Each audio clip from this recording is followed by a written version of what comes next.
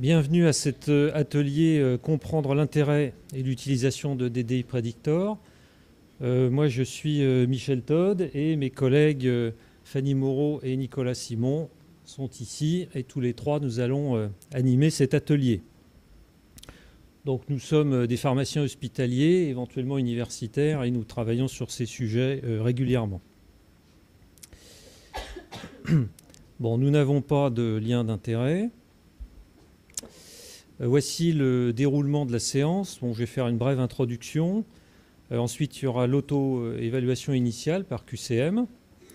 Ensuite, je vous développerai quelques aspects essentiels pour comprendre le fonctionnement de l'outil DDI Predictor.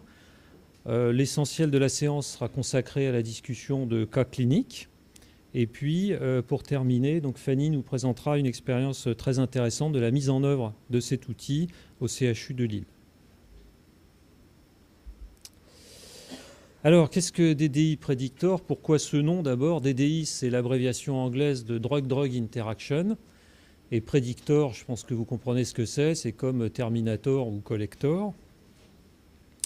Donc c'est un site internet de nature académique qui est en accès libre sans inscription. Et vous avez l'adresse ici, www.ddi-predictor.org. Ce site est dédié à la prédiction quantitative de l'impact d'un certain nombre de choses. Bon, les interactions médicamenteuses, c'est ce dont on va parler aujourd'hui. Ça peut également vous donner l'impact des polymorphismes génétiques, de la cirrhose sur la cinétique des médicaments, mais ça, on n'en parlera pas aujourd'hui. Pour les deux premiers items, ça peut le faire en fonction de l'âge, à partir des nouveau-nés à terme.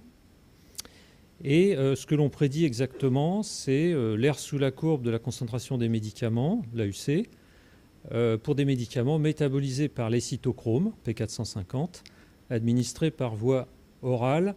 Alors pourquoi par voie orale? Parce que les interactions sont plus fortes par voie orale que par voie intraveineuse, donc c'est le cas le plus intéressant. DDI Predictor, ce n'est pas une base de données classique, dans le sens où DDI Predictor, contrairement à tous les autres outils, est capable de faire des prédictions, même pour des cas non étudiés. Donc une interaction pour laquelle il n'y a pas de référence bibliographique, qui n'a jamais été étudiée, on peut faire une prédiction du retentissement de l'interaction, et c'est ça vraiment le point distinctif de cet outil. C'est un outil qui est très facile, très rapide à utiliser. La durée de connexion typique, c'est 1 minute. Ça se fait en 3 clics. Et donc, c'est compatible avec l'analyse d'ordonnance. Nous l'utilisons au quotidien. On a un écran avec l'ordonnance, un écran avec DDI Predictor, et on peut le faire au vol, ça va très vite. Donc, après cette très brève introduction, nous allons passer tout de suite à l'auto-évaluation. Merci beaucoup Michel. Bonjour à tous. Alors, quelques QCM, pas plus, rassurez-vous, ça va aller assez rapidement. Est-ce que vous êtes tous connectés à WooClap? Alors, je vous laisse encore quelques secondes pour vous connecter. Voilà. Alors, donc, soit par SMS, voilà, soit faut connecter sur le site de WooClap. Et il faut rentrer le nom de l'atelier. Voilà, LKRFKI. On a quasi doublé le nombre de participants connectés depuis tout à l'heure. Alors du coup, comme je ne sais pas exactement combien nous sommes, je pense au moins une cinquantaine, facile. Est-ce qu'il y a des gens qui ont des difficultés pour se connecter ?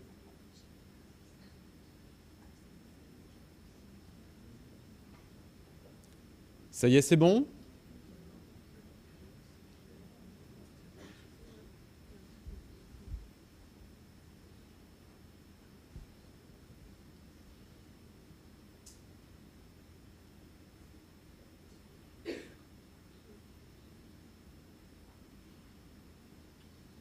Bon, alors, on va pouvoir y aller tout doucement. Alors, quelles sont là les principales l'interaction médicamenteuse, oui, directement au WUCLAP, voilà. Les interactions médicamenteuses potentiellement à risque. Alors, vous pouvez voter clopidogrel aprépétan, clopidogrel rifampicine, buprenorphine azithromycine, citalopram, diltiazem. Attention, on n'a plus que 9 secondes. Oui. 8. On voit la modulation des histogrammes en direct. Vous ne pouvez plus voter. Je suis désolé de vous le dire. Ça va vous motiver pour la deuxième question. Alors, la souris, voilà. Donc, la bonne réponse, c'est la réponse 2. Voilà. Donc, l'induction enzymatique de tout un tas de systèmes de cytochrome par la rifampicine et donc qui active le métabolisme de la prodrogue clopidogrel. Quelles sont les affirmations vraies? Alors, attention, le compteur tourne déjà. Ah oui. Une interaction médicamenteuse se produisant sur la phase de biotransformation de l'ADME atteint immédiatement l'intensité maximale. Une interaction médicamenteuse au niveau du métabolisme ne survient qu'au niveau des cytochromes P450. Les interactions les plus puissantes se produisent au niveau des cytochromes. Les interactions au niveau de l'absorption sont les plus puissantes. Il vous reste 5 secondes. Stop. Voilà. Ah oui, ah bah oui. Du coup, ceux qui ont pris moins de café que les autres ont un petit peu plus de difficultés. Oui, on va effectivement passer un temps sur la diapo d'avant quand même. Alors, 73% des votants là ont raison, puisque les interactions les plus puissantes se produisent au niveau des cytochromes P450. Alors, pas exclusivement, mais encore une fois. Oula, on rejoue la scène là, pas du tout. Voilà. Alors, identifier les deux cytochromes les plus impliqués dans le métabolisme des médicaments. Alors, le 3A4, le 2D6, le 2C9, 2C19, le 1A2, le 2C8. Attention, maintenant. Pourquoi 15 secondes? Parce que c'est facile.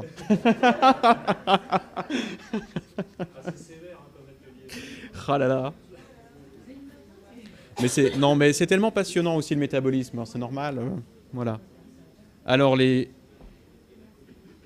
le temps est passé. Alors, les réponses justes sont le 3A4 et le 2D6. Voilà. Alors, les interactions par inhibition des cytochromes, donc inhibition, sont plus fortes par voie intraveineuse que par voie orale, peuvent porter sur un ou plusieurs cytochromes. La concentration du substrat augmente progressivement jusqu'à un plateau. La force de l'interaction dépend de la dose du substrat. La force de l'interaction dépend de la dose de l'inhibiteur. Attention, on vote. Ah ben là, 30 secondes. Voilà.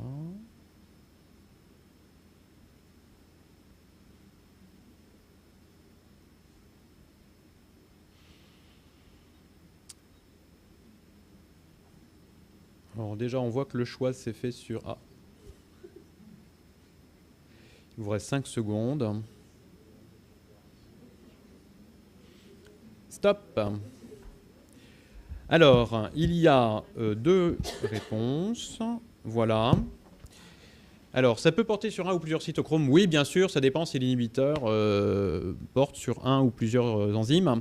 La concentration moyenne augmente progressivement jusqu'à un plateau, oui, forcément. Et puis, elle dépend également de la dose de l'inhibiteur, mais ça dépend de l'inhibiteur considéré. À la suite d'une forte interaction par inhibition de la transformation d'un principe actif A, que pouvons-nous proposer comme ajustement thérapeutique aux médecins? On diminue la dose, on change la forme galénique du principe actif A, on rapproche les prises médicamenteuses ou on modifie le médicament inhibiteur.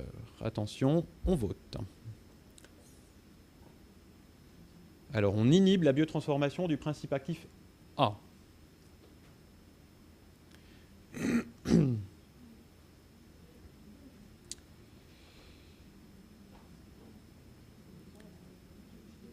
Alors, il vous reste 10 secondes.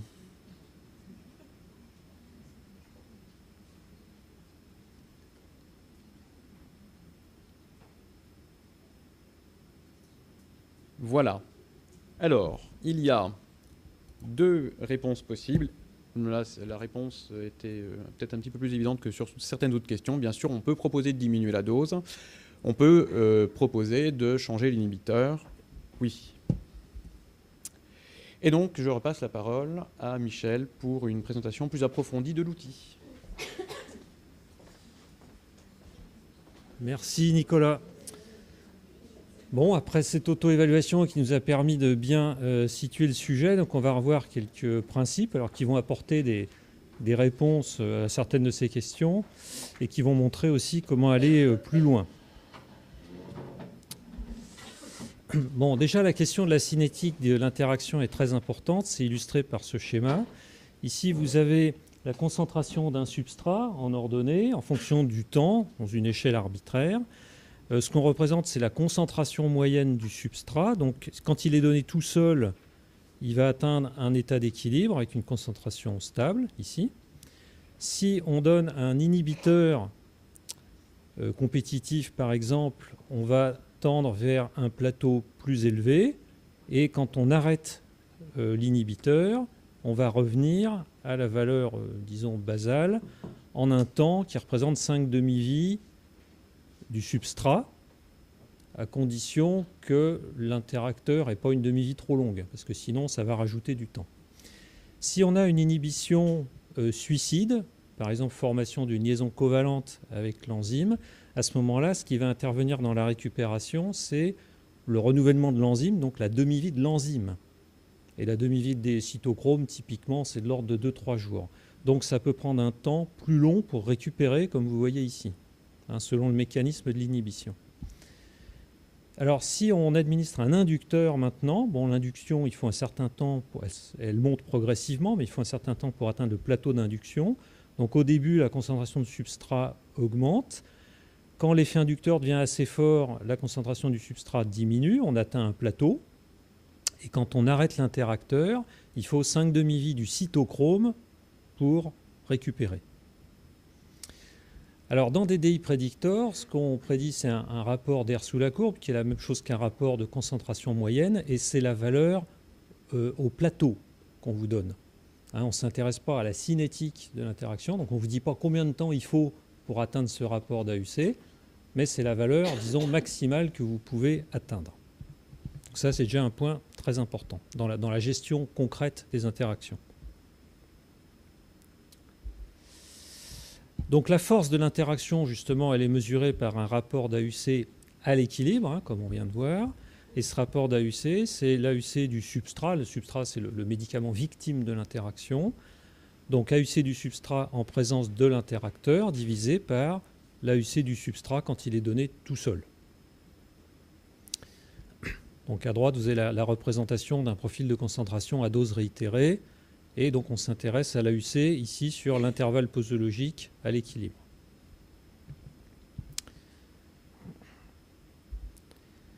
Comment interpréter ce rapport d'AUC? Ça, c'est très simple. S'il n'y a pas d'interaction, le rapport vaut 1. Ça veut dire que les concentrations n'ont pas été modifiées par l'interacteur. Si le rapport est supérieur à 1, ça montre qu'il y a une inhibition. Là, on a des concentrations plus élevées du substrat en présence d'interacteur qu'en l'absence d'interacteur. Et inversement, s'il y a une induction, on va tendre vers des concentrations plus basses, donc le rapport d'AUC est inférieur à 1.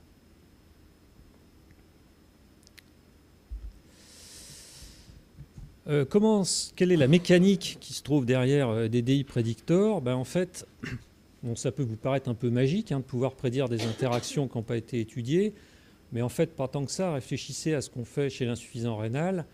Si on vous dit tel médicament est éliminé à tant de % par voie rénale, vous pouvez, sans qu'il y ait d'études, prédire le retentissement de la fonction rénale sur la cinétique. C'est très facile. Bon. Là, c'est un peu la même chose, simplement ça fait intervenir des paramètres qui sont différents.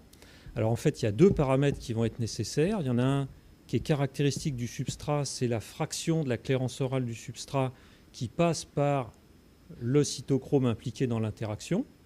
Et dans DDI Predictor, on appelle ça un CR, c'est un contribution ratio, c'est une fraction de clairance, une fraction métabolisée, si vous voulez. Et puis l'autre paramètre, c'est un paramètre caractéristique de l'interacteur, donc inhibiteur ou inducteur, qu'on appelle IX. Et la puissance de l'inhibiteur est comprise entre 0 et moins 1. Donc s'il y a un chiffre négatif, ça veut dire qu'il y a une inhibition.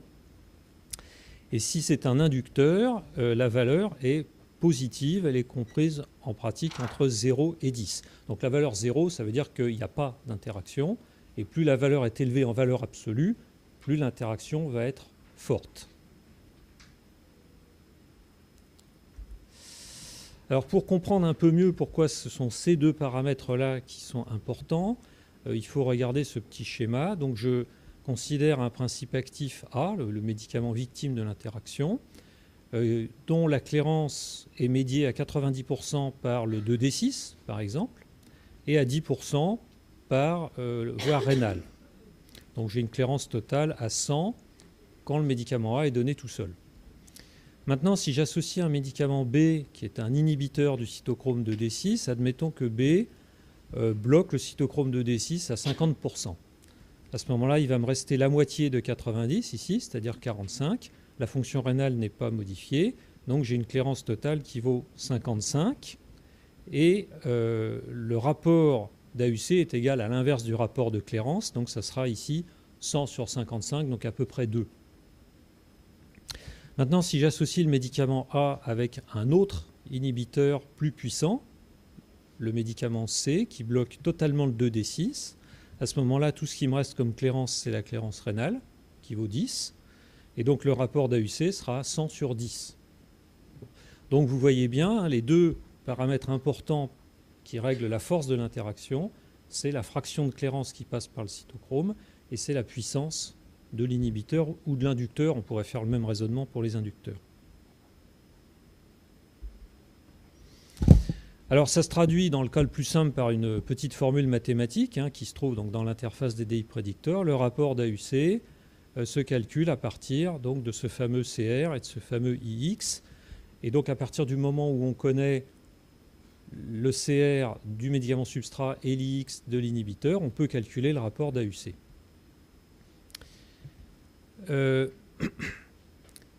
Alors, pourquoi est-ce qu'on s'intéresse au rapport d'AUC ? Parce que c'est un moyen très simple de calculer, de faire une recommandation posologique. La posologie ajustée en cas d'interaction pour le médicament victime, c'est la posologie actuelle ou la posologie standard de l'AMM divisée par le rapport d'AUC. C'est-à-dire que si, admettons, j'ai un rapport d'AUC à 2, ça veut dire que pour avoir les mêmes concentrations que d'habitude ou les mêmes concentrations qu'avant l'interaction, il faut que je divise la posologie actuelle par 2, et ainsi de suite. Donc le rapport d'AUC se traduit directement en recommandation posologique. Alors après, elle est pertinente ou pas, on va en discuter dans les cas cliniques, mais disons que la démarche de base, c'est ça. Et je vous rappelle que le rapport d'AUC prédit, c'est à l'équilibre, et donc éventuellement l'équilibre peut être long à atteindre. Alors comment est-ce qu'on a fait pour établir des DI prédicteurs ? À la base, il y a une grosse recherche bibliographique.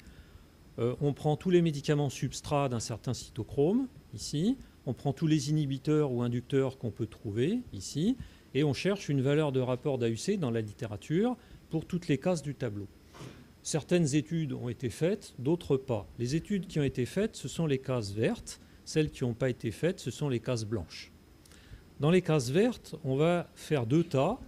Les verts foncés, c'est les données d'apprentissage. Ça va nous servir à estimer les paramètres, les CR et les IX. Et les cases vert clair, ce sont les données de validation, c'est-à-dire qu'on va vérifier qu'avec les paramètres qu'on a calculés, on prédit correctement les cases vert clair. Si on prédit correctement, on estime que la méthode est validée, et à ce moment-là, on peut calculer toutes les cases du tableau, donc y compris les cases blanches, celles pour lesquelles il n'y a pas d'étude. C'est ça le principe général de la démarche. Alors actuellement, dans la base des DI Predictor, il y a 200 substrats, 100 inhibiteurs et 25 inducteurs. Bon, des inducteurs, globalement, il y en a moins que des inhibiteurs, ce qui représente 200 par 125, 25 000 combinaisons possibles. Alors évidemment, Certaines de ces combinaisons ne donnent pas lieu à interaction. Hein. Quand vous interrogez, le rapport vaut 1, donc ce ne sont pas des interactions. Mais en tout cas, cette base vous permet d'obtenir 25 000 prédictions. D'une manière générale, on était surtout orienté vers la recherche des fortes interactions. Et donc, ce qu'on a mis, ce sont les substrats à risque, surtout, et les interacteurs à risque. Quand vous ne trouvez pas dans des DI prédicteurs, bien souvent, c'est parce qu'en fait, c'est des produits qui interagissent peu. Bon, ce n'est pas entièrement vrai, hein. Évidemment, il y a des exceptions, mais en général, c'est plutôt ça. Ce qui est important se trouve dedans. Ce qui est important et ce sur quoi on peut avoir des informations. Si vous me demandez l'ergot de seigle, c'est sûr que l'ergot de seigle, ça donne des interactions très fortes, mais on n'a pas les données pour faire les calculs. Enfin, d'un autre côté, l'ergot de seigle, aujourd'hui, bon, hein, bon. Mais historiquement, c'est important. Alors, bon, il y a quelques limites à des DI prédicteurs, bien entendu. D'abord, c'est limité sur les cytochromes dont on s'occupe. Actuellement, ce sont les 5 principaux, 3 à 4, 2D6, 2C9, 2C19, 1 à 2. Bon, ça, c'est une limite provisoire, c'est juste parce que le reste, il y a moins d'informations, on n'a pas encore eu le temps de le faire, mais ça va venir, notamment 2C8 et 2B6, on va le faire. Pour le polymorphisme qui ne nous occupe pas aujourd'hui, ça concerne pour l'instant que 2D6, 2C9, 2C19. On ne fait pas le 3 à 5, par exemple, ça viendra. Il faut que la cinétique du substrat soit linéaire, c'est-à-dire que l'AUC soit proportionnelle à la dose.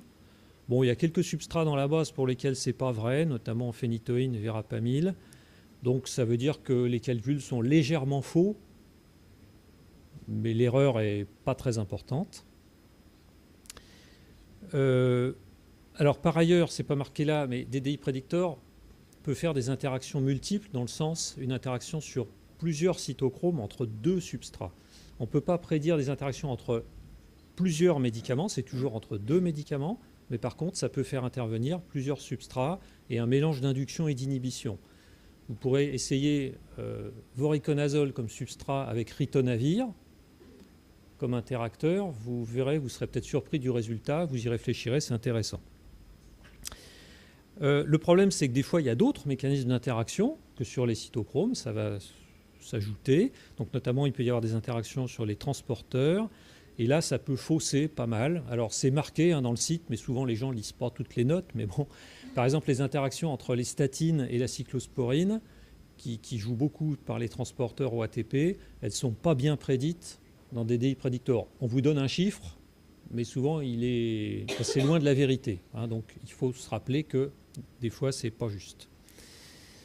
Et puis alors, quand on est dans des cas extrêmes, c'est-à-dire des produits qui sont presque totalement métabolisés par un cytochrome, en face d'un inhibiteur qui inhibe presque complètement, là on peut avoir des rapports d'AUC énormes, ça peut être 100 ou plus, et là ça devient relativement imprécis, mais en pratique c'est pas grave, parce que de toute façon si vous avez un rapport d'AUC à 100, vous n'allez pas dire oh, je divise la posologie par 100, vous allez dire c'est une contre-indication, point final. Donc en pratique ça c'est pas très grave. Alors, est-ce que ça marche? Bon, ça représente la validation externe de DDI Predictor, donc les cases blanches, enfin, non, pardon, pas les cases blanches, les cases vert clair. Donc ici, on a les rapports d'AUC prédits par l'outil. En bas, on a les rapports d'AUC observés. Et si tout marche bien, tous les points devraient être sur la droite identité. Et la zone pointillée, c'est un rapport de 2 dans chaque sens. Bon. Donc on accepte un écart de prédiction d'un facteur 2 et vous voyez que sur plus de 600 exemples, bon, il y a très très peu de mauvaises prédictions. Donc globalement, ça marche bien. Et nous allons maintenant pouvoir passer au cas clinique. Alors, je ne sais plus par qui on commence. Ah bah c'est Fanny.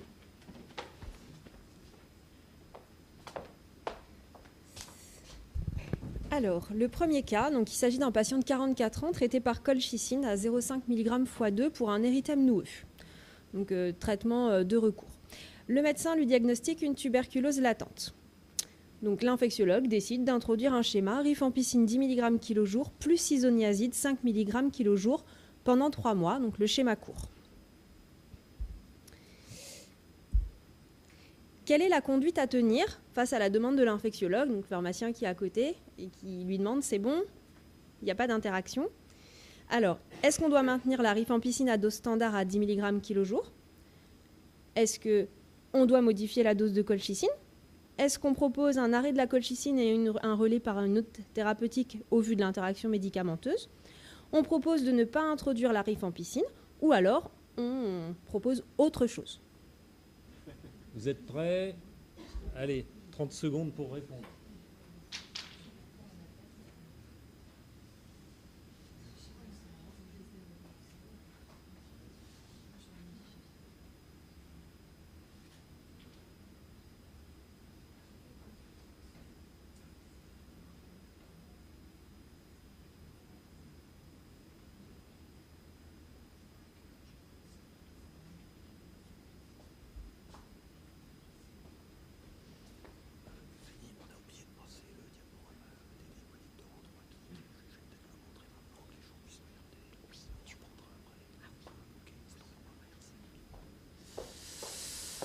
Oui, je te laisse commenter ton...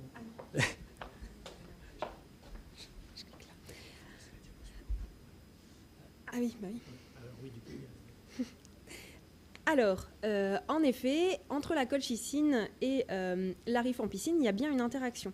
Donc là, vous avez une image de l'application DDI Predictor avec, en haut, du coup, parce que ça concerne un adulte, le substrat ici, qui est la colchicine, avec les différents cytochromes qui peuvent être impliqués dans sa métabolisation. En dessous, vous avez la rifampicine, donc qui est inductrice. Là, ce DDI Predictor nous dit qu'elle est inductrice du cytochrome 3A4, du 2C9, du 2C19 et du 1A2. Et elle nous donne ensuite le rapport d'AUC, donc là, qui est à 0,15, avec un intervalle de confiance entre 0,29 et 0,06. Du coup, en effet, il y a bien une interaction médicamenteuse qui est plutôt puissante, puisque finalement, il reste que 15% de la dose de colchicine. Est-ce que c'est bon? Oui. Du coup, les bonnes réponses. Alors, les bonnes réponses pour ce patient-là, enfin, c'est pas après, c'est à discuter. Hein. Mais moi, ce que j'ai proposé, enfin, ce qui aurait pu être proposé, c'est un arrêt de la colchicine et un relais par une autre thérapeutique. Le problème, c'est que dans l'érythème noueux, pour ce patient, il n'y avait pas d'autre alternative, donc on était obligé de lui laisser sa colchicine. On pourrait dire ne pas introduire la rifampicine, ce qui voudrait dire trouver un autre schéma thérapeutique pour la tuberculose. Et heureusement, ça existe, puisqu'on peut passer au schéma isoniazide seul pendant 9 mois pour éviter l'interaction. Donc c'est ce qui a été décidé pour ce patient, de rallonger la durée du traitement de la tuberculose latente puisqu'il n'y avait pas d'urgence et de laisser sa colchicine pour son érythème noueux. Voilà. Donc, est-ce qu'il y a des commentaires ou... Oui.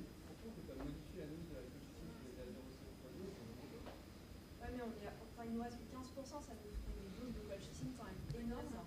Mais peut-être qu'en fonction de l'efficacité thérapeutique de ce patient, peut répondre à un peu mieux. Enfin, Alors, essayer de modifier la dose. Au vu du rapport d'AUC très faible, c'est vrai que moi j'ai plutôt l'habitude à ce moment-là de me tourner vers autre chose. Son érythème noueux, on était en traitement de dernière ligne, il était quand même bien gêné. La tuberculose latente, on pouvait la traiter d'une autre manière avec autant d'efficacité et il n'y avait pas d'urgence à traiter, pas de problème relatif de mauvaise adhésion à prévoir. Donc c'est vrai qu'on s'est plutôt orienté vers un schéma 9 mois. Après, c'est discutable en fonction du patient. Sachant que la colchicine, ça reste un médicament à marge thérapeutique étroite, donc avec suivi de la concentration. Les données qui sont sous nos yeux, des chiffres, sont quand même des chiffres moyens. Donc il faut aussi peser la balance entre est-ce qu'on ose augmenter la dose en prenant juste le ratio qui va nous donner une dose qui, quand on fait le calcul, parfois on est un peu surpris parce que ça nous démultiplie des milligrammes qui on dit waouh. Et il suffit que le chiffre moyen, le patient il colle un peu, puis pas trop, et là on tape dans une zone qui approche d'une zone toxique. Bon oui, c'est un rapport bénéfice-risque à peser. Hein. C'est pour ça qu'il ne faut pas utiliser brutalement les chiffres qui sont donnés par cet outil. Il faut vraiment faire attention à ce que nous on est capable de proposer, ce qui est faisable en pratique. Bon, c'est une discussion. Hein. Ce qui est faisable sur le profil patient aussi. toute la patiente elle était jeune, donc en termes de. Moi je suis une personne âgée, la colchicine, c'est pas trop volontiers, mais là. Oui, tout à fait. Alors justement, à propos de ce genre de remarques, hein, les réponses qu'on vous propose, c'est celles que nous, on a proposées, parce que c'est en principe des cas cliniques réels qui sont là. Ça peut être discutable, vous pouvez avoir une autre attitude, ça peut dépendre du contexte. Hein, donc voilà, bon, c'est une discussion, hein, on est bien d'accord.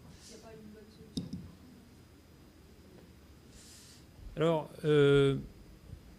on va revenir au cas clinique. Hein. Je vous montre simplement l'utilisation de DDI Predictor en 3 clics. Je vous ai dit 3 clics, c'est 3 clics.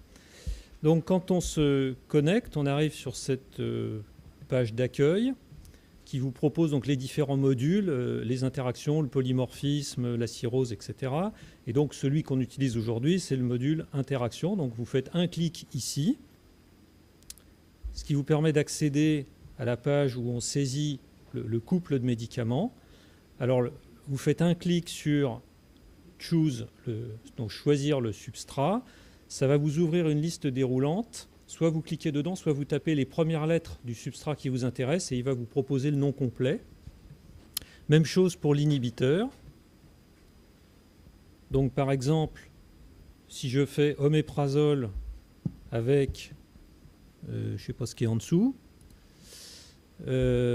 fluvoxamine, ça va me donner le tableau de résultats que vous venez de voir, donc où on vous rappelle donc, les fractions métabolisées par chaque cytochrome, l'inhibition ou l'induction qui est en face. Hein, je vous rappelle, si le chiffre est négatif, c'est une inhibition, s'il est positif, c'est une induction, et donc le rapport d'AUC. Voilà, donc vous voyez, c'est extrêmement rapide à mettre en œuvre. Et donc, ceci vous permet de comprendre pourquoi il y a une interaction et pourquoi elle va dans tel ou tel sens. Et le dernier chiffre, votre résultat vous permet éventuellement de proposer une dose ou de prendre une autre décision thérapeutique. Donc, je reviens à nos cas cliniques.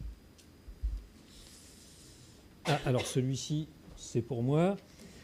Donc, ça, c'est un cas qui peut très bien se trouver à l'officine. Est-ce qu'il y a des officinaux parmi vous ? Non, il n'y a que des hospitaliers. Bon, mais ça peut aussi arriver à l'hôpital. Hein. Alors, oui, Il y avait HO, enfin, c'était. ce matin c'est hôpital et plutôt cet après-midi office. Ah, c'est ça, oui, d'accord. Parce qu'il me semblait bien qu'il y avait des officinaux inscrits. Ok, d'accord. Donc, quoi qu'il en soit, nous avons l'ordonnance d'une patiente traitée habituellement par la paroxétine, donc pour une dépression, à une dose standard, 20 mg par jour. Et à un moment donné, elle a mal à la tête et elle souhaite prendre du dafalgan codéine. Est-ce que cette association ne présente aucun inconvénient? Est-ce que l'action antalgique est majorée par l'association ou est-ce qu'elle est minorée? Est-ce qu'il faut proposer d'utiliser la codéine plutôt que dafalgan codéine? Et est-ce qu'il faut proposer d'utiliser l'ibuprofène plutôt que dafalgan codéine? Alors je vous laisse bien réfléchir. Peut-être vous connecter à DDI Predictor. Alors vous pouvez, oui, pour ceux qui sont très habiles avec leur téléphone, vous pouvez jongler et vous connecter sur DDI Predictor. Ça passe hein, sur les smartphones. Ou bien alors, vous avez beaucoup l'habitude et vous savez déjà la réponse.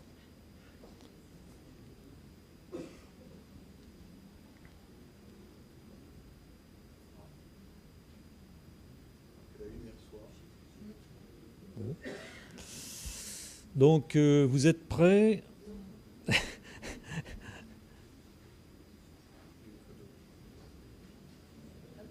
Donc, pour ceux qui veulent faire l'essai des DDI Predictor, hein, vous mettez, je vous oriente un petit peu, vous mettez codéine comme substrat.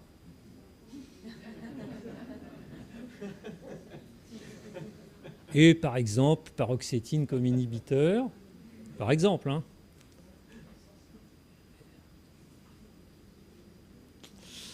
Alors, vous pouvez passer à l'étape cruciale.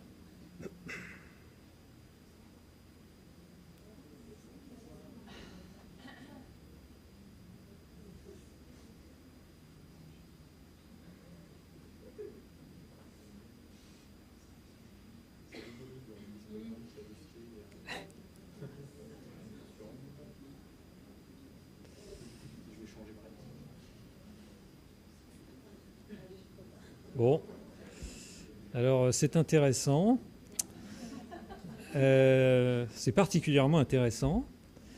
Donc, si on interroge des DI prédictors, on vous dit que la codéine est métabolisée, enfin éliminée à 91% par le cytochrome 2D6, donc ça va être sensible aux interactions par le 2D6. Et la paroxétine, de son côté, est un inhibiteur puissant du 2D6 puisque ça le bloque à 99%. Donc évidemment, il en résulte une forte interaction avec un rapport d'AUC à 10. Mais là, il y a un piège, c'est que la codéine, pour développer son action antalgique, elle est métabolisée en morphine. C'est-à-dire que le cytochrome 2D6 sert à transformer la codéine en morphine. Si on bloque la transformation en morphine, en fait, on divise par 10 le métabolite actif responsable de l'action antalgique. Par conséquent, on se retrouve avec une codéine inefficace en tant qu'antalgique. Donc là, ça ne sert à rien de donner de la codéine chez cette patiente, elle sera inactive. Alors, donc, on peut utiliser le paracétamol tout seul. Chez cette patiente, ça fera exactement la même chose. C'est ce qu'on peut proposer. Le remplacement par l'ibuprofène, alors l'ibuprofène ne sera pas sensible à l'interaction avec la paroxétine, mais là, il y a une relative contre-indication sur le plan pharmacodynamique, c'est que l'ibuprofène voit son action, il y a une majoration du risque de saignement qui est due à la paroxétine. Beaucoup d'ISRS jouent sur la sérotonine qui est dans les plaquettes, et donc il y a une addition des effets anti-agrégants plaquettaires. Donc ce n'est pas conseillé. Donc finalement, le mieux, c'est d'utiliser le paracétamol tout seul. Donc là, vous voyez, cet exemple, c'était pour attirer votre attention sur le fait qu'il faut penser parfois que le médicament actif, ce n'est pas le substrat sur lequel porte l'interaction, mais le métabolite. Et dans ce cas-là, le raisonnement est inversé au niveau du rapport d'AUC. Ah ben celui-là, c'est moi aussi. Donc je poursuis avec un cas en cancérologie. Il s'agit d'un monsieur, 71 ans, 67 kilos, qui a une leucémie lymphoïde chronique depuis quelques années. Donc il est immunodéprimé. À un moment donné, il fait une aspergillose et le médecin prescrit du voriconazole, donc Vefend, en sachant que la fonction hépatique de ce patient est normale. Le patient reçoit par ailleurs de la tazocilline, du Zelitrex, de l'amiodarone, du Bactrim, bisoprolol, furosémide, digoxine et Lovenox.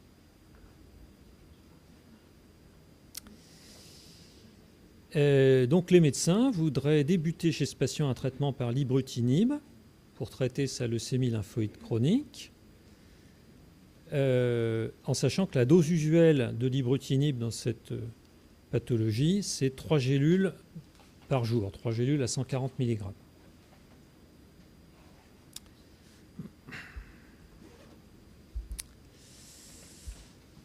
Alors, bon, je vous dis tout de suite l'interaction, enfin non, je ne vous le dis pas tout de suite. Quelle est la conduite à tenir ?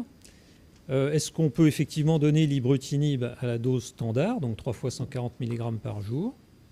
Ou bien est-ce qu'il faut réduire la posologie de l'ibrutinib, 140 mg une fois par semaine ? Ou bien est-ce qu'on laisse l'ibrutinib à la dose standard, mais on remplace le voriconazole par l'itraconazole ? Par exemple, parce qu'on se dit il va y avoir une interaction avec le voriconazole et avec l'itraconazole, j'aurai moins d'interaction, peut-être. Ou bien est-ce qu'on se dit je garde l'ibrutinib à la dose standard et je remplace le vorico par la caspofongine ? Ou bien autre attitude.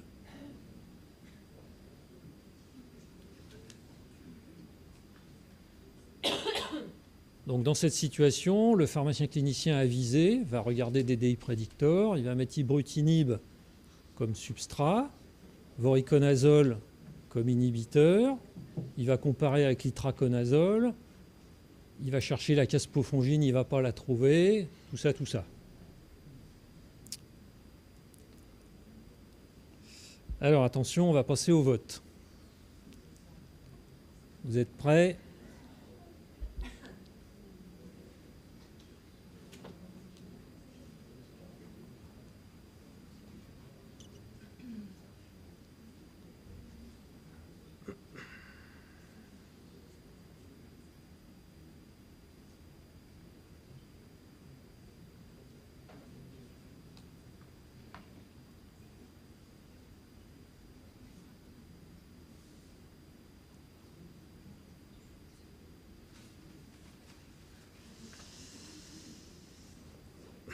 D'accord, donc en majorité, vous préférez remplacer le voriconazole par la caspofongine, ce qui me semble une bonne idée.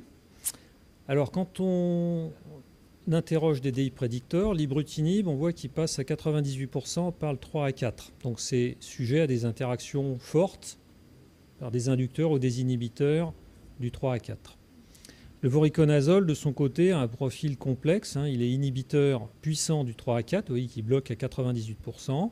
Il bloque aussi le 2C9, le 2C19, mais qui ne sont pas concernés ici dans cette interaction. Finalement, le rapport d'AUC prédit est à 25, ce qui est beaucoup.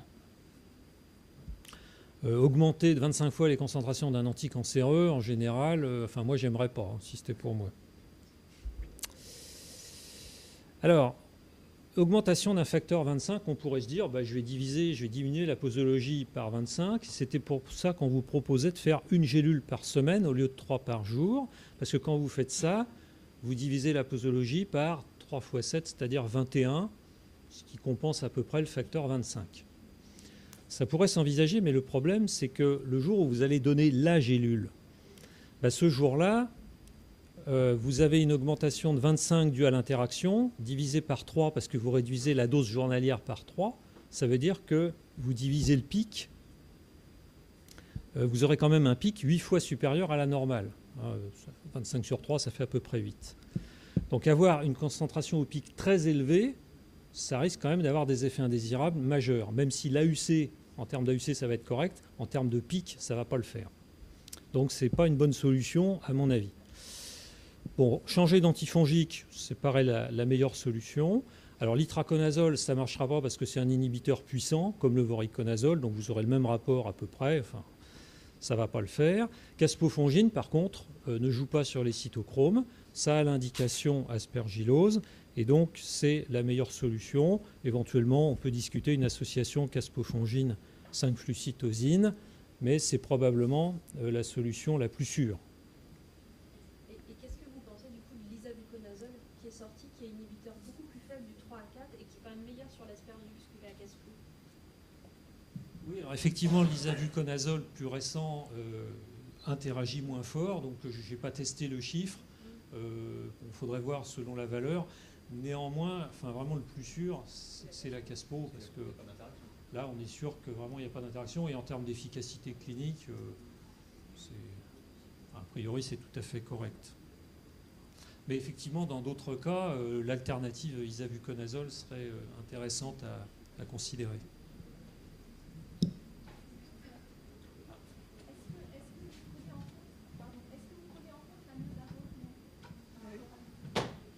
Non, elle n'interagit pas énormément dans le processus, mais elle fait partie des inhibiteurs dans les prédicteurs, donc vous pouvez tester la valeur, mais là, c'est pas l'impact. Mais effectivement, il y a quand même une interaction avec la méthode.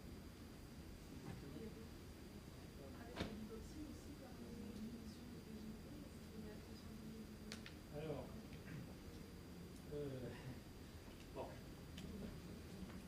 donc question très intéressante également sur digoxine et PGP.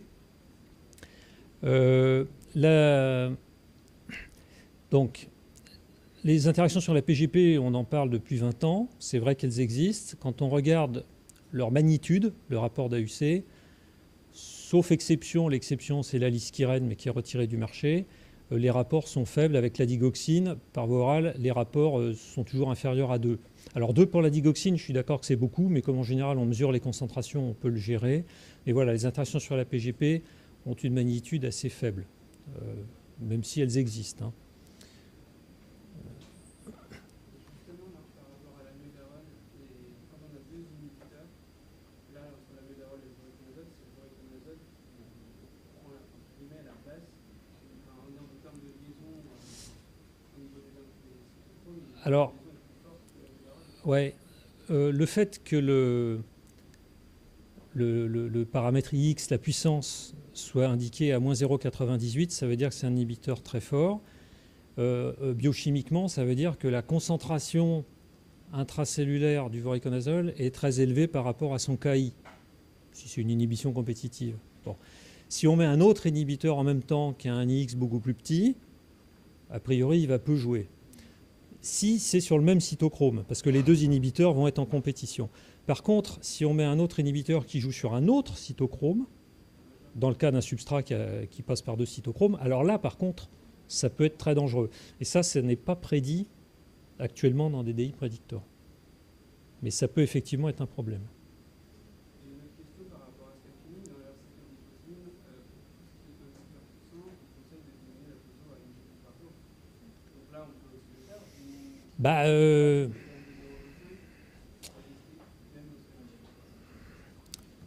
J'aimerais bien voir les éléments cliniques qui sont derrière cette recommandation. Tout dépend des classes de produits, mais pour un produit comme ça, même pour des inhibiteurs de tyrosine kinase, qui ont des profils de toxicité différents des chimios classiques, moi je serais quand même inquiet. Enfin, si j'ai une alternative, en tout cas, et là j'en ai une, je préfère l'alternative. Parce que là, au moins, je suis sûr qu'il n'y aura pas de problème à ce niveau-là.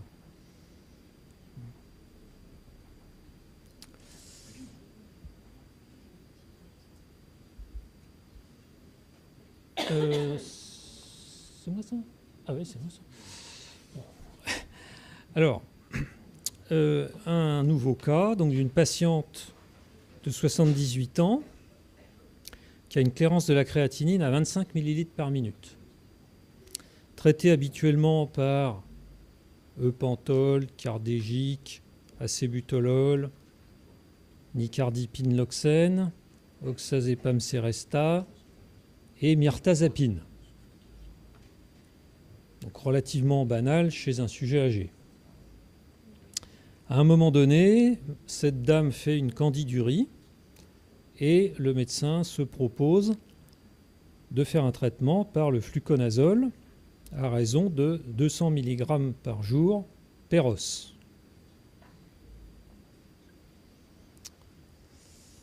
D'accord, je vous laisse bien regarder l'ordonnance, tout ce qui est marqué sur la diapo.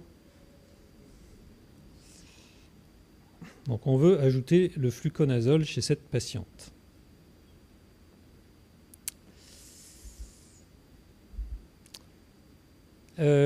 On peut évidemment regarder le Vidal, enfin les RCP ou Teriac.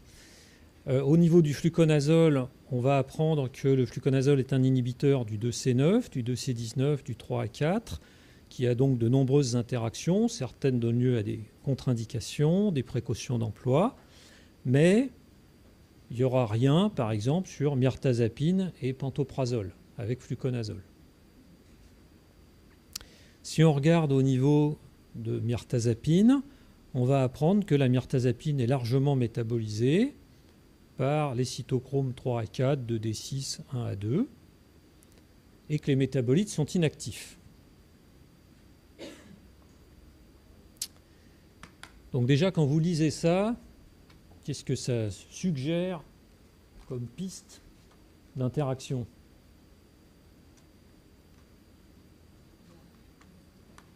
Si vous croisez les deux informations, on peut se dire que le fluconazole peut inhiber le métabolisme de la mirtazapine, mais cette interaction n'est pas documentée. Au niveau du pantoprazole, on vous dit que, alors là je cite, le pantoprazole est presque exclusivement éliminé par biotransformation hépatique. Puis si on regarde la littérature, on va apprendre que c'est par le 2C19.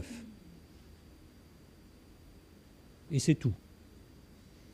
Ça suggère quand même qu'il y a éventuellement une interaction du fluconazole sur le pantoprazole.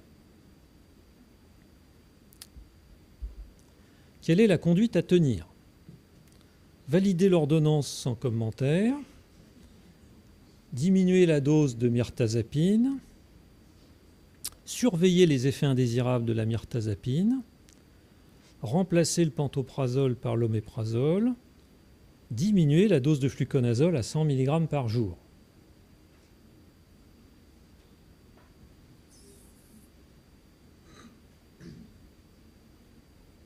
Alors réfléchissez bien, la sélection sera impitoyable sur cette question.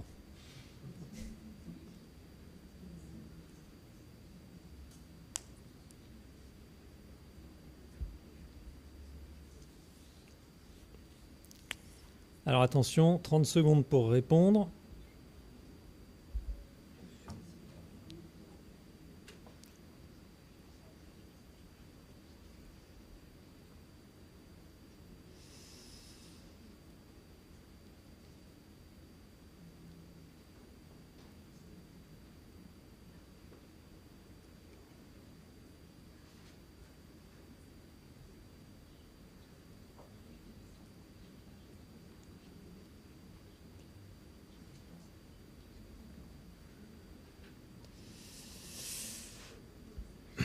OK. Alors, quelles sont les réponses que nous vous proposons? Bon, si on interroge mirtazapine, fluconazole dans des DI prédicteurs, on va apprendre que la mirtazapine passe à 35% par le 3 à 4, 17% par le 2D6, donc ce sont des pourcentages assez faibles, donc les interactions ne seront pas très fortes a priori. Avec le fluconazole, bon, qui inhibe effectivement tous ces cytochromes, notamment le 3 à 4 à 79%, il en résulte un rapport d'AUC à 1,38 pour la mirtazapine. 1,38 c'est pas énorme, en tout cas c'est dans la marge de variation interindividuelle qu'on aurait de toute façon. Et donc adapter la posologie pour un facteur aussi faible, pour un médicament qui a une marge thérapeutique étroite, ça ne vaut pas le coup. Donc on ne va pas toucher à la posologie. Par contre, comme il y a quand même un petit risque d'effets indésirables, on va faire une surveillance des effets indésirables de la mirtazapine qui, pour mémoire, sont notamment la sédation, la confusion, surtout chez un sujet âgé, les vertiges, risque de chute chez le sujet âgé, troubles gastro-intestinaux, etc. Donc ça, c'est une première chose. La deuxième chose, concernant le pantoprazole, si on interroge des DI prédicteurs, on voit que l'exposition au pantoprazole sera augmentée d'un facteur 2,7 à peu près. Peut-on remplacer par l'oméprazole? Avec l'oméprazole, l'augmentation de l'AUC est encore plus importante. On a 3,9 à peu près. Bon. Donc, oméprazole, ce n'est pas la peine. On peut garder pantoprazole. Alors, est-ce que c'est grave d'augmenter les concentrations de pantoprazole d'un facteur 2 ou 3? A priori, non. Et donc, en pratique, on peut laisser. Bon, enfin, en tout cas, moi, c'est ce que je fais. Vous pouvez dire, prenez un pansement, prenez la ranitidine. Bon, on peut discuter, mais moi, personnellement, là-dessus, je ne touche pas. Oui, Nicolas. Alors, les IPP... il ne marche pas. Ça marche pas. Merci. Alors, les IPP sont source de très nombreux effets indésirables qu'on voit arriver parce que l'usage est mauvais, en fait. Alors, moi, je suis un peu coquin. Je me sers d'une interaction pour arrêter un IPP quand je trouve qu'il est mal prescrit. Voilà, petite note d'humour. Enfin, surtout si vous pensez qu'il n'y a pas d'indication à un traitement par IPP, effectivement, le rapport bénéfice-risque d'un dosage plus important, surtout si à la base la dose prescrite n'est pas très importante, effectivement, on peut dire que... mais ça peut être aussi l'occasion de dire, bon, puis en plus, il y a une interaction, donc quand on additionne le fait qu'il n'y a pas d'indication puis qu'il y a une interaction, je pense qu'il ne faut pas hésiter à nettoyer la prescription aussi, ça peut donner un bon argument.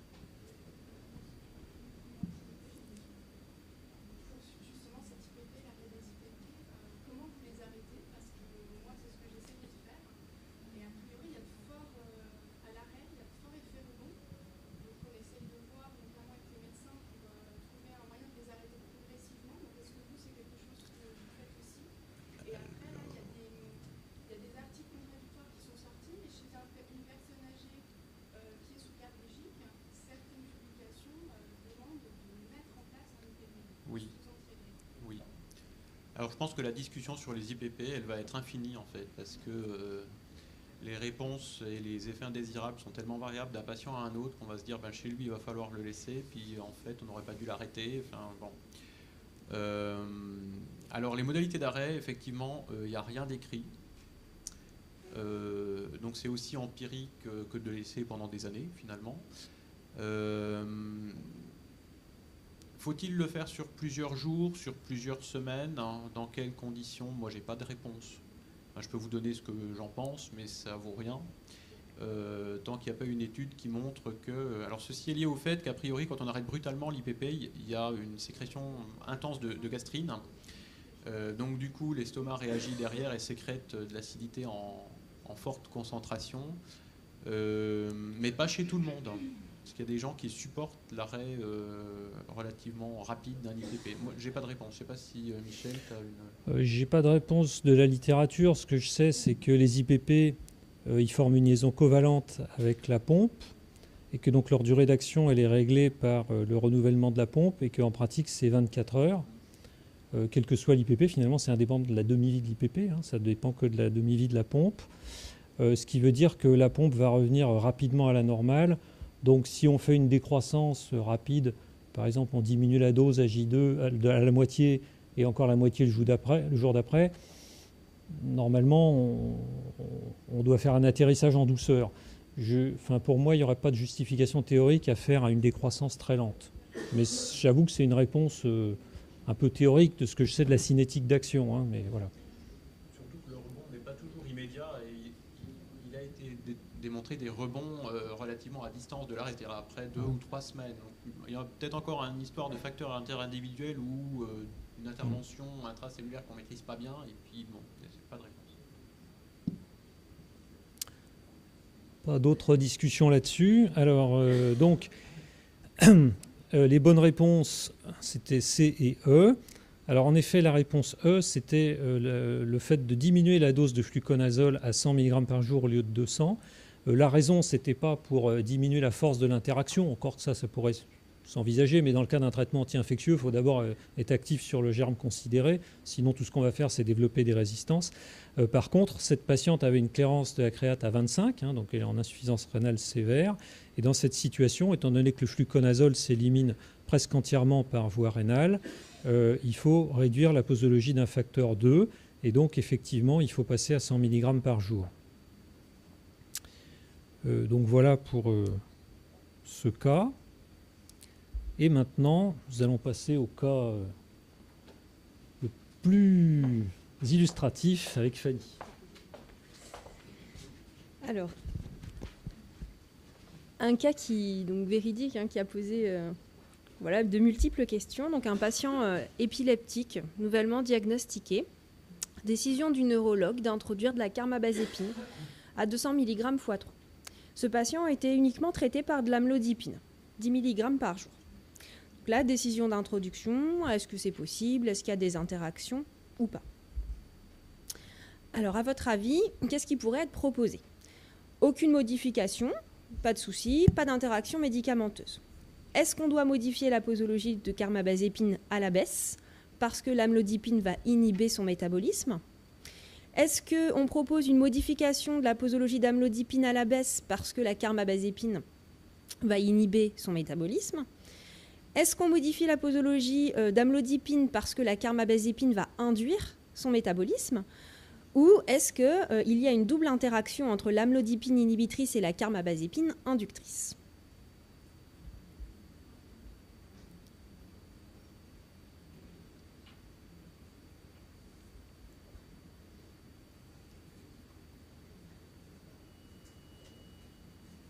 Je vous laisse un peu de temps si vous voulez regarder sur DDI Predictor.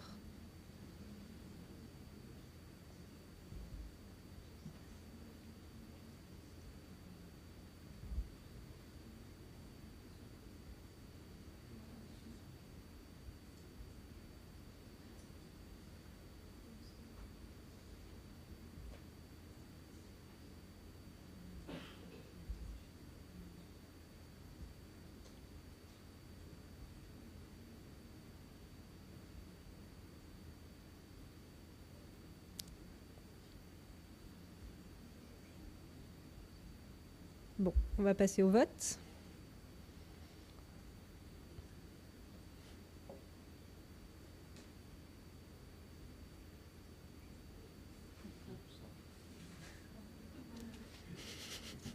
vous laisse sans voix. Oui. Là, hein.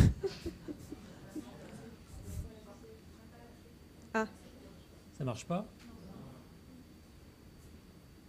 On va faire à main levée. Alors. Bah oui. Alors, qui dit 1? Qui dit aucune modification, car a priori pas d'interaction médicamenteuse? Qui dit proposition de modification de la posologie de carbamazépine par inhibition, à cause de l'inhibition par l'amlodipine? Non. Qui propose une modification de la posologie d'amlodipine par inhibition du métabolisme par la carbamazépine? Non. Qui dit modification de la posologie d'amlodipine par induction du métabolisme par la carbamazépine? Ok. Et qui dit il existe une double interaction entre l'amlodipine inhibitrice et la carbamazépine inductrice? Ok.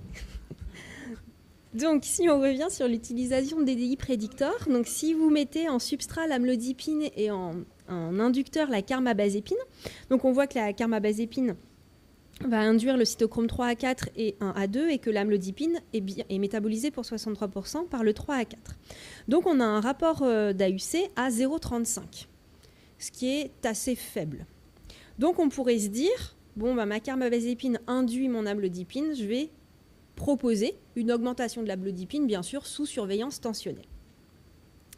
Mais dans un coin de notre tête, on se dit l'amlodipine, il faut faire attention à cet inhibiteur puisque il est aussi pourvoyeur d'interactions. Dans le RCP de la carbamazépine, dans sa rubrique interaction médicamenteuse, il est préconisé au niveau des antagonistes calciques que la carbamazépine diminue les concentrations plasmatiques et qu'il faut absolument avoir une surveillance clinique et adapter éventuellement la posologie. Si on cherche un petit peu ailleurs, on se dit, je vais regarder peut-être le profil d'inhibition de l'amlodipine. L'amlodipine, quand on le rentre donc dans DDI Predictor, on voit qu'il inhibe à 41% le 3A4. Mais si je mets substrat carbamazépine, ça ne fonctionne pas. J'ai rien, j'ai pas de données. Pourtant, quand on regarde la biotransformation de la carbamazépine, dans son RCP, il est indiqué qu'elle est métabolisée par le 3A4. Donc là, on est un peu plus gêné parce qu'on se dit, bah, potentiellement, du coup, mon amlodipine va inhiber le métabolisme de ma carbamazépine. Mais on n'a pas de ratio d'AUC, on ne sait pas à quel point. Et si on regarde sur un troisième outil, très pratique, la table des interactions des HUG, on voit que la carbamazépine est métabolisée par le 3A4 significativement. Du coup, on se dit, qu'est-ce qu'on fait? Parce que, a priori, les deux interagissent ensemble. Et donc, en effet, il y a une double interaction. Donc, bon, moi, j'en ai parlé avec le médecin. Pour l'antihypertenseur, on était un peu gêné parce qu'il n'avait pas envie d'introduire de diurétique en fonction du profil patient. Il y avait une kaliémie qui était déjà pas très bonne. Et bon, il n'avait vraiment pas envie d'introduire un diurétique. On aurait pu proposer un changement de classe, du coup, peut-être un IEC, avec du ramipril ou du périndopril. Mais bon, la spécialité du neurologue, bah voilà, c'est l'épilepsie. Donc finalement, il a décidé d'introduire un autre antiépileptique parce que c'était possible. Juste, il avait finalement le choix et il s'est dit, on va mettre du coup du lacosamide, du Vimpat. Mais j'avoue que j'ai été bien embêtée vis-à-vis de cette interaction parce que finalement, voilà, quoi proposer, surveiller, sachant que voilà, DDI Predictor, c'est très très bien parce que ça nous donne vraiment des chiffres sur lesquels s'appuyer pour argumenter avec le médecin. Mais là, il a fallu croiser du coup plusieurs sources et je pense que pour la recherche d'interaction, ce qui est primordial, c'est toujours de croiser les sources finalement pour essayer de se faire sa propre idée de l'interaction et d'être le plus pertinent possible quant à l'argumentation de l'interaction médicamenteuse auprès du médecin. Voilà, je ne dis pas que c'était la seule réponse, mais ce qui a été décidé pour ce patient.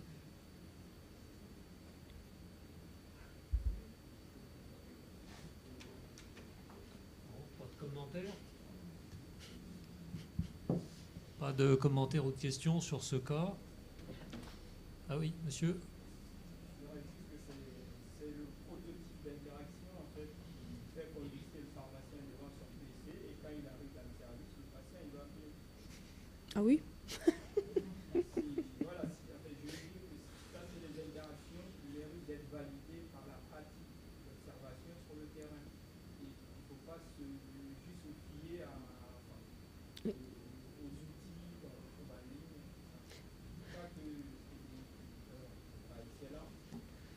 Souvent, le pharmacien s'inquiète beaucoup trop, alors que sur le terrain, le patient, tout le monde est rassuré.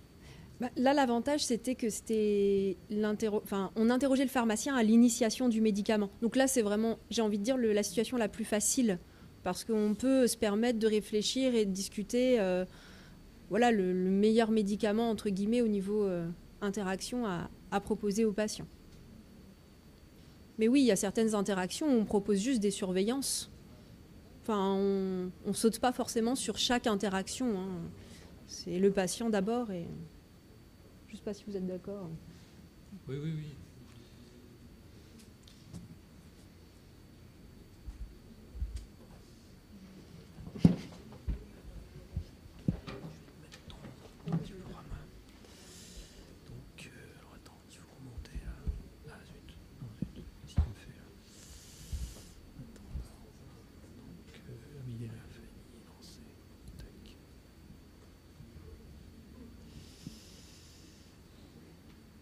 Non, c'est pas ça.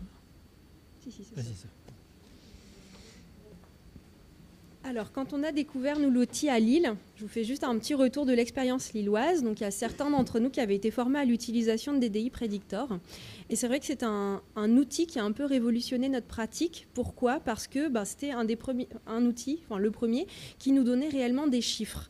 Et c'est vrai que pour nous, en tant que pharmaciens scientifiques, je trouve que c'est beaucoup plus facile de défendre notre point de vue d'interaction en argumentant de manière chiffrée avec le médecin pour qu'il se représente un peu l'interaction si on doit changer une thérapeutique ou adapter les doses.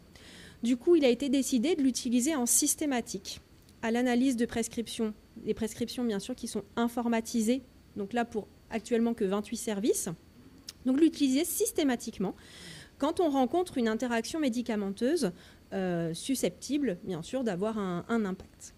Donc, les 11 pharmaciens cliniciens et les 9 internes ont été formés à l'utilisation de DDI Predictor pour essayer d'avoir une utilisation homogène et pas d'erreur d'interprétation. Et on a colligé, du coup, les données depuis mars 2016. Donc là, je vous présente à peu près 1 an de résultats.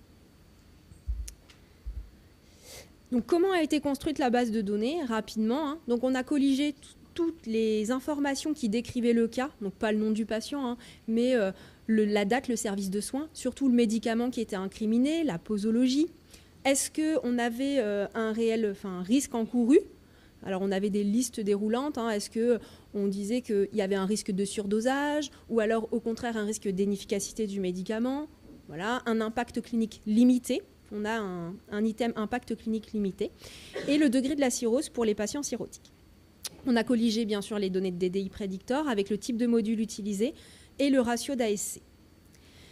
Et bien sûr, on a colligé aussi toutes les recherches infructueuses. C'est-à-dire qu'à chaque fois que l'outil était utilisé, on notait si c'était fructueux, infructueux, pour pouvoir un petit peu se faire une idée de l'utilisation possible en pratique. On a colligé aussi les données de décision prises par le pharmacien. Est-ce qu'on a fait une IP ou pas ? Est-ce qu'elle a été acceptée ou pas ? Est-ce qu'il y a eu des changements du coup sur le médicament, sur l'agent interacteur ? Et surtout la justification de l'IP, c'est-à-dire pourquoi on a fait l'IP. En parallèle, on a détecté la présence de l'interaction sur le thésaurus de l'ANSM version 2016 et sur la table, le référentiel des hôpitaux universitaires de Genève, pareil, version 2016, pour voir s'il y avait des différences. Alors, au niveau des résultats, donc sur 1 an, on a 160 cas qui ont été enregistrés dans la base. Les cas analysables, 109. On voit que par module, c'est surtout le module d'interaction pure qui a été utilisé, 101 cas. Un petit peu chez les cirrhotiques, 5 cas. Donc en gros, 106 cas sur les interactions pures. Et on a le module cirrhose qui a été utilisé dans 3 cas. Sachant que donc, le module génomique là, n'a pas été utilisé.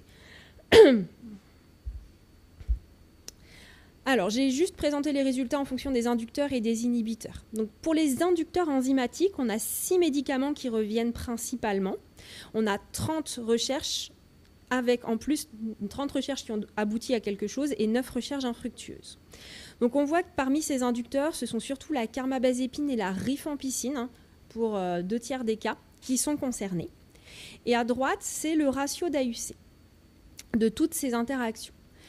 Sachant que on a décidé, de manière consensuelle, mais c'est ce qui est fait ailleurs, c'est que le ratio qui était inférieur à 0,5 était considéré comme significatif, c'est-à-dire que voilà, on avait réellement potentiellement une interaction médicamenteuse. Et donc sur ces 30 recherches, on avait 20 ratios qui étaient quand même inférieurs à 0,5. Donc qui potentiellement donnaient une interaction puissante. Pour les inhibiteurs enzymatiques, donc beaucoup plus nombreux, on a 17 médicaments concernés. Et on voit que les majoritaires sont le fluconazole, la fluoxétine et la paroxétine dans cette recherche. Alors après, c'est toujours pareil, il y a des biais puisqu'on connaît bien les inhibiteurs puissants. Donc on va facilement, du coup, dès qu'on a un inhibiteur puissant sur l'ordonnance, rechercher dans DDI Predictor. Donc là, on voit qu'on a 76 recherches qui ont été fructueuses et 15 recherches qui ont été infructueuses. Donc pareil, à droite, vous avez les ratios d'AUC. Donc sur un inhibiteur enzymatique, un ratio considéré significatif supérieur à 1,5. Donc là, sur les 76 recherches, on avait 50 ratios qui étaient supérieurs à 1,5. Quelles ont été les interventions pharmaceutiques? Donc le taux d'IP, déjà, a été à peu près de 1 sur 2, 55%, avec un taux d'acceptation médicale des IP issus, faites par l'intermédiaire et grâce à DDI Predictor, à 86%. Donc on voit que la justification de l'IP qui a mené à une acceptation et à la réalisation plutôt d'une IP, c'est l'inefficacité du médicament, le risque de surdosage, et que ce qui n'a pas mené à l'intervention pharmaceutique, c'était jugé par le pharmacien comme une interaction ayant peu d'impact clinique. Du coup, pas d'interaction. Quel a été le type d'IP le plus fait? 17% de diminution de dose, c'est logique, on a plus d'inhibiteurs enzymatiques que d'inducteurs enzymatiques. Je vous rappelle, 76 cas d'inhibiteurs, 30 cas d'inducteurs, donc c'est tout à fait normal. On a 20% de suivi thérapeutique et pharmacologique, c'est-à-dire qu'on va regarder finalement ce qui se passe chez le patient, on dose le médicament si possible et on regarde, et 40% de surveillance d'effets indésirables, 36% exactement. Si on regarde, alors le graphique de droite n'est pas facile à lire, mais si on regarde par rapport d'AUC, c'est-à-dire qu'en fonction des rapports, est-ce qu'on a fait une IP ou pas?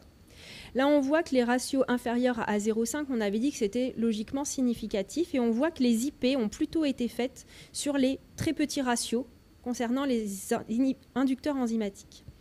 Pour les inhibiteurs, on pouvait s'attendre à ce qu'ils soient faits sur les gros ratios. En effet, on a quand même 7 IP qui ont été faites sur des ratios entre 1 et 1,5, donc des marges thérapeutiques étroites, par exemple. Et la majorité, finalement, des IP a été faite sur des ratios entre 1,5 et 2. Donc, à voir après avec le médicament concerné. On avait quand même des ratios qui allaient jusque 15. Et bon, on a fait, là, dans les gros ratios, 6 à 15, on a à chaque fois fait une intervention pharmaceutique. Et alors, quelle intervention pharmaceutique? Donc, sur le graphique de droite, c'est qu'est-ce qui a été proposé, qu'est-ce qui a été fait en fonction des ratios. Donc, on voit que sur les petits ratios, entre 0 et 0,5, c'est surtout le changement médicamenteux, en rouge ici, qui a été préconisé, proposé en tout cas. Et sur les gros rapports d'AUC, c'est plutôt, finalement, la surveillance d'effets indésirables, qui est ici en bleu clair, et le suivi thérapeutique et pharmacologique qui est ici en orange. Donc finalement, on conseille plutôt sur les inhibiteurs enzymatiques de regarder, de voir ce qui se passe chez le patient et de réadapter si nécessaire. Alors que sur les inducteurs enzymatiques, on préconise plutôt des changements, ce qui est fait en pratique. Maintenant, si on compare avec les autres bases de données qui étaient déjà utilisées, qui sont utilisées par tous, donc on a eu 27 recherches infructueuses dans cette étude. On s'est dit, est-ce que d'autres outils auraient permis de détecter l'interaction médicamenteuse? Alors on voit que sur ces 27, 14 interactions sont détectées par le référentiel de l'ANSM, ici, et 13 interactions sont détectées par les UGE.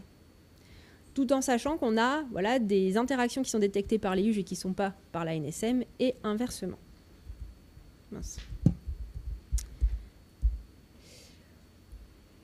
Donc voilà, après la détection par les UGE, c'est surtout in vitro et la NSM, n'ont pas forcément de recommandations ou de précision sur qu'est-ce qu'on peut argumenter, est-ce que c'est une interaction puissante, vraiment puissante ou pas, mais elles sont détectées.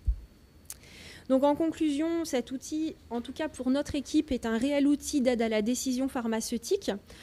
C'est vrai que cette valeur chiffrée, je le répète, mais ça nous permet vraiment d'argumenter auprès des médecins et d'essayer de se représenter, nous déjà, de voir est-ce que c'est cohérent finalement que j'intervienne sur cette interaction ou pas. Donc c'est un effet aussi de formation. Mais par contre, voilà, il faut être formé à l'utilisation de l'outil parce qu'on peut vite arriver finalement à des mauvaises interprétations de ces AUC. On a dit pour les je ne sais pas pourquoi il y en a arrière. Par exemple, pour les prodrogues, si on n'identifie pas que le médicament est une prodrogue et qu'on l'interprète à l'inverse et que notre IP est du coup à l'inverse de ce qui doit être fait, voilà, c'est pas... L'outil là est du coup mal utilisé, peut engendrer finalement des problématiques de prescription. DDI Predictor, finalement, ça reste un complément des autres bases existantes. On a vu, on a des recherches infructueuses dans DDI Predictor qui sont signalées par les autres bases. Donc, nous, vraiment, notre politique, c'est de croiser les sources pour les interactions médicamenteuses, comme beaucoup d'équipes. Et que, clairement, face à l'utilisation systématique de cet outil, on voudrait affiner nos pratiques et essayer, finalement, d'identifier des interactions fortes tout le temps faites et essayer de mettre des actions correctives, hein, entre guillemets, mais des actions en tout cas sur ces interactions plus particulièrement relevées. Et surtout d'identifier les facteurs d'acceptation médicale. Voir si voilà, on doit travailler sur ça. Voilà pour le retour d'expérience de l'équipe lilloise. Merci beaucoup Fanny. Alors je suis au regret de vous annoncer qu'on arrive au terme de l'atelier.